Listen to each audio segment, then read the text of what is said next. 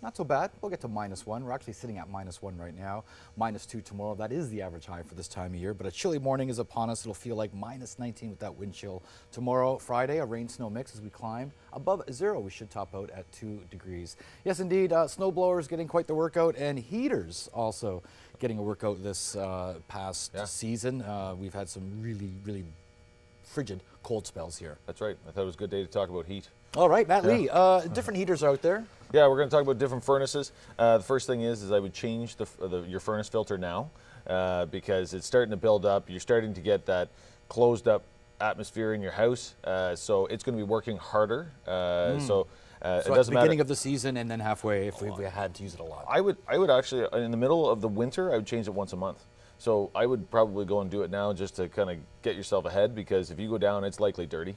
So you want to get ahead of it. It'll work easier and it's more efficient. Okay, talk us through some pictures here. And so the first one is an electric furnace, and it's got, you can see that the 3 coils on the top. And people always fear because they hear electricity. I had an electric furnace once and it worked very efficient. They're 100% efficient. It's just a matter of that electricity costs more than say natural gas, and I think oil's up there now, but you can just kind of see how the setup is. That filter is at the bottom, and then you've got this blower system which is pushing past those coils. The coils heat up, and as long as all 3 of them are working and functioning properly, I think it's a really efficient heat. So that starts off on the outside and it brings it in and then brings it into the house. That's right. So you have a cold air return that's sucking through from all different places in the house. So therefore you've got this constant rotation of air, and then basically it sucks it through the furnace and pushes it back out through the rest of the house again. Okay, what are we looking at in this next photo? So this is a forced air oil furnace, and this is kind of the setup. What we're running into right now, oil's becoming a bit of a contentious issue with insurance companies. It's something that I would look at your tank, have a look.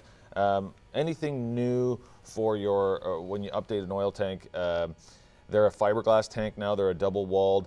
So you're looking at insurance costs being a little bit higher. You're looking at that tank is quite expensive. So you just kind of have to figure out what exactly you want and how efficient the oil is. I think that you look into propane, it's high efficiency. The tank is actually rented from the company you actually purchased the propane from. So it's really efficient that way. You want to check with your insurance company because you want to keep those things up to date. They keep changing the rules, trying to make it so that you don't get a leak.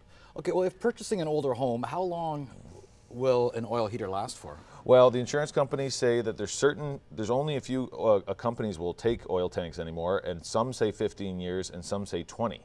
So then all of a sudden you have to see what company you're with. You got to talk to your insurance broker and see which one it is.